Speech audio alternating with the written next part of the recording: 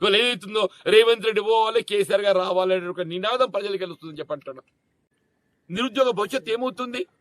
మొదటి సంవత్సరం 2 లక్షల ఉద్యోగాలు అన్నారు, రెండో సంవత్సరం 1 లక్ష ఉద్యోగాలు అన్నారు, 3 లక్షలు పోయింది. వాళ్ళు అధికారికంగా ఏం చెప్తున్నారు? 60,000 అని చెప్పంటున్నారు. అసలు ఇచ్చింది ఎన్ని? 17,000. ఎక్కడికి వెళ్ళి ఎక్కడ పోతున్నామని చెప్పంటున్నాను నేను. వీళ్ళ కాంట్రాక్ట్ అవుట్ సోర్సింగ్ ఉద్యోగస్తులు ఏదైతుందో వాడు ఉద్యోగం ఉంటుందో ఉడుతుందో తెలియని పరిస్థితి ఏర్పడని చెప్పంటున్నాను నేను. ఇలా ప్రజలు ఏదైతుందో ఆనాడు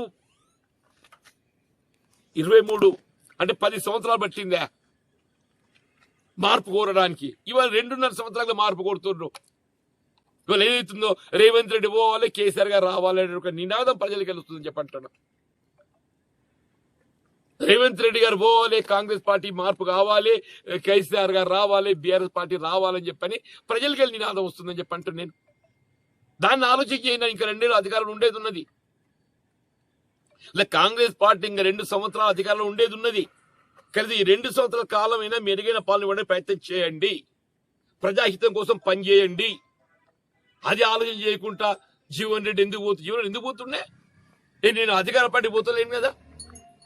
2014లో ఏదైతుందో ఎప్పుడైతే బీఆర్ఎస్ ప్రభుత్వం అధికారం ఉన్నదో నా కాలంలో బీఆర్ఎస్ పార్టీ చేయడానికి ఏదైతుందో కేసీఆర్ గారు ఒక విధంగా ఏదైతే కలిసి పనిచేయాలని చెప్పి కోరిందని చెప్పి అంటున్నాను. అభివృద్ధికి తోడ్పడరని చెప్పి అంటున్నాను. ఇవాళ శాసన మండలి 2019లో మొత్తం శాసన మండలి ఏకైక సభ్యున్నాయి. నేనే నాయకుడిని, నేనే సభ్యుడిని. నాకు ఈ పక్క వెళ్ళారు, ఆ పక్క వెళ్ళారు. ఒంటరి పోరాటం చేశాను అంటే ఒంటరి పోరాటం చేసిన. నాకు పార్టీ ప్రేమ చట్టం ఏదైతుందో నాకు ఆటంకం లేకుండే. పార్టీ